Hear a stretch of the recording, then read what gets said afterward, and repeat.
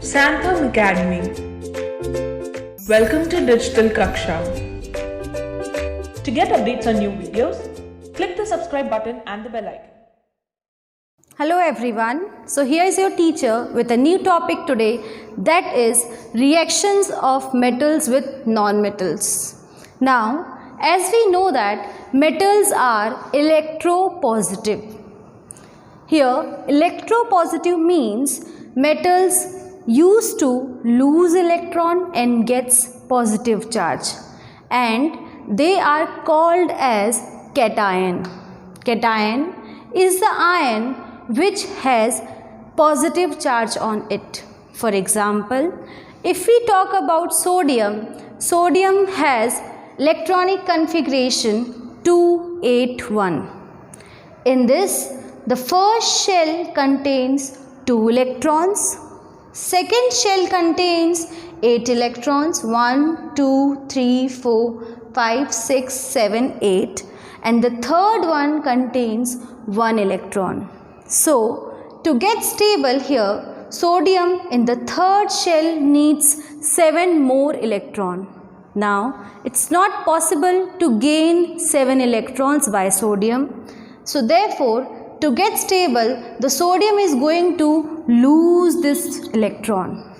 If this electron will be lost by the sodium, then the sodium will have only 2 shells.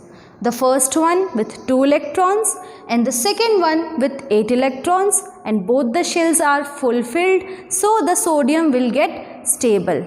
Now, since it has given 1 electron, so in that case it will get plus 1.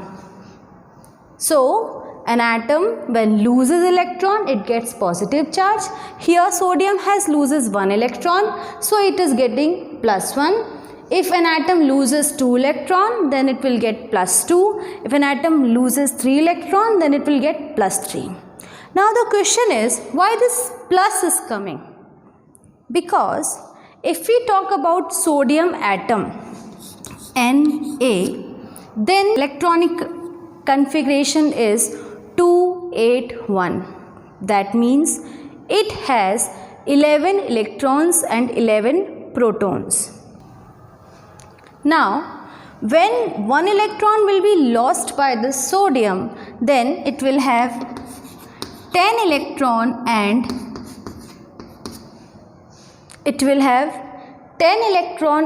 11 proton. That means protons are more in number now. Since protons are more in number and they have plus charge, so since 1 proton is more, therefore Na is getting plus 1. Now moving on to the next, non-metals. Non-metals are electronegative.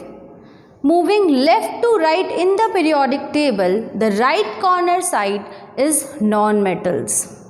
They are commonly called as anions. What is anion? Anion is that ion which gains electron and gets negative charge. So, anions are negatively charged species. For example, Cl minus. Now, why an atom gain electron? Here, the atom is gaining electron to get stable. Now, when we look at the electronic structure of chlorine, then this is the nucleus of chlorine. It has 2 electrons in the first shell. Then in the second shell, it has 8 electrons. In the third shell, it has 7 electrons. To get stable, the third shell should contain 8 electrons. So, chlorine requires only 1 electron to get stable. So, in that case, chlorine is going to gain 1 electron. So, this chlorine, since it is gaining electron, it will have negative ion because the electron will increase in number. If we talk about chlorine, chlorine has electronic configuration 287. Here, 287 means it has atomic number 17. Therefore, it has 17 electrons and 17 protons. But when the chlorine loses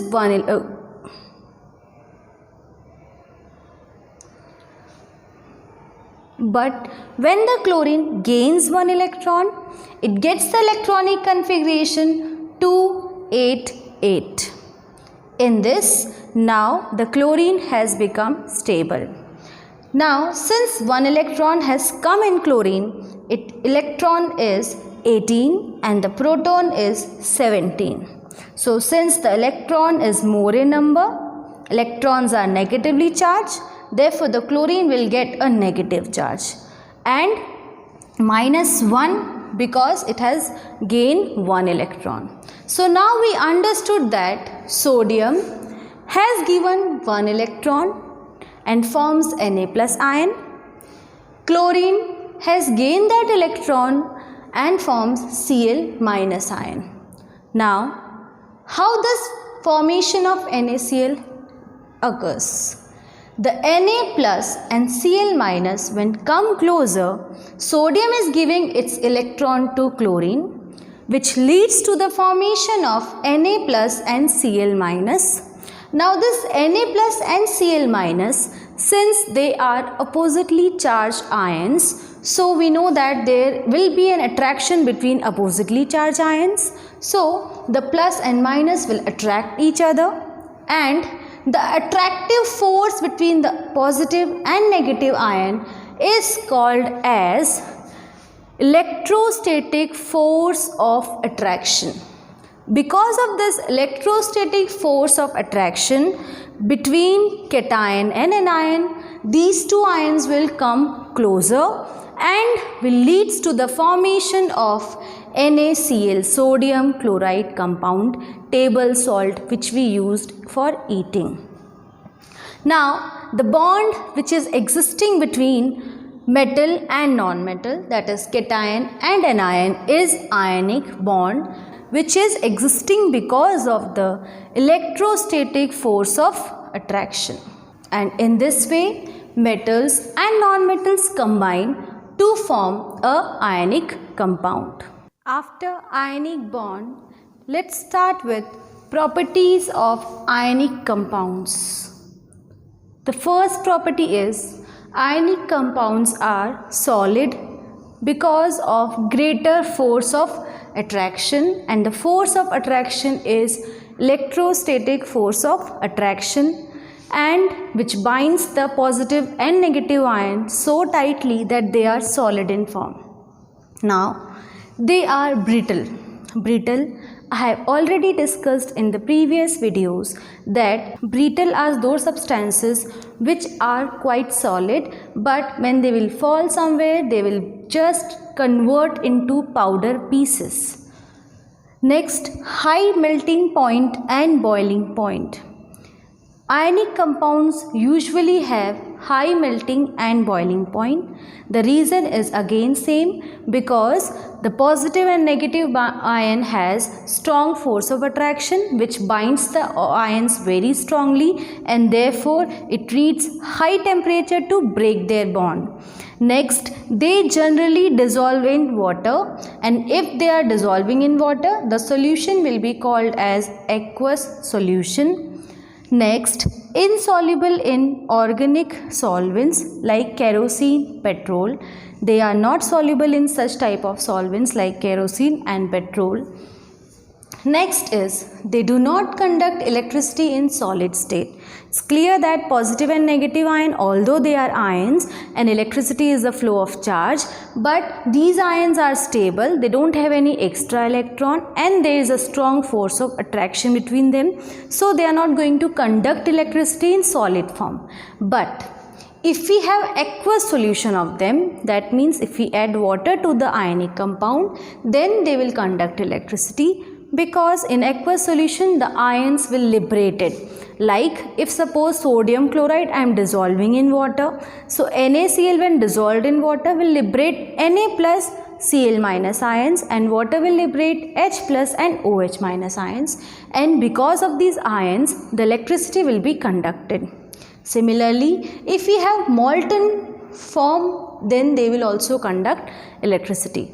Molten here represent melted form. If we have the melted form of ionic compound, then also the tensile strength or the bonding between the positive and the negative ion will get weak, and because of that they will conduct electricity. Now the next topic is occurrence and extraction of metals. Here, how does the metal occur in our earth crust? How we are getting it? And then how the metal is being extracted. So there are some terms which we are going to discuss first. Minerals and ores. These terms were there in your previous classes also. So let us recall it again. Minerals are naturally occurring substances which have a uniform composition. That means when the earth is being dug up, then the substance which we are getting, the part of the earth crust where the metal is present, that particular part is being taken out, and that part is called as mineral, as it contains metals. Now, if that mineral contains maximum amount of metal in it, then it is called as ore. So, ores are the minerals from which a metal can be profitably extracted. Means the part of the mineral where the metal is in maximum amount, that is called as ore. So, we can say that all minerals are not ores, because if suppose we have taken a part of earth crust from inside the earth, so in that case may be possible very less percentage, like 1 or 2% of metal is present and rest all is just impurity, then that is called as mineral but not ore, because that is containing very less amount of mineral in it. But in the other way, if suppose that earth crust part is being taken out from earth and it contains suppose 70 to 80% of metal in it, then only it will be called as ore, because it contains maximum amount of metal in it. Now we have understood reactivity series in our previous class. So in that we have understood that sodium, potassium, calcium, magnesium, aluminium, these are highly reactive metals. Since they are highly reactive, they are found as oxides, because oxygen is abundant in nature, it is in maximum amount in the nature. So that's why, since oxygen is highly reactive also, these metals react with oxygen and usually they are found in the form of oxides. Now talking about the middle elements in the reactivity series, zinc, iron, lead, these three are existing in the earth crust as oxides, sulfides and carbonates. Like if we go to find zinc, you will get zinc oxide, you may get zinc sulfide, or you may get zinc carbonate. Similarly, iron will exist as iron oxide, iron sulfide and iron carbonate. Now, hydrogen is existing in gaseous form in nature. Then moving on to the lower series, lower elements in the reactivity series, copper, mercury, silver, gold. Among this, most of like gold and mercury, they are existing in free state. Means when we used to find out the gold from earth crust, then only the impurities which are to be removed out is soil and sand particles and some very less amount of impurity, because we know that gold is less reactive, so therefore it is not going to react with any other compound over there in the earth, it is going to get in the free state. Now if we talk about copper and silver, they used to be found in earth crust as sulfides and oxides. If you go on finding copper, you may find copper sulfide, or you may find copper oxide. If you go on finding silver, you may find silver sulfide or you may find silver oxide. So among these least reactive elements, these two, copper and silver, exist in the combined form, that is sulfide and oxides. Others like gold, they are existing in free state as they are least reactive. Thank you very much. Thanks for watching. If you like this video, make sure to like, share and subscribe for more.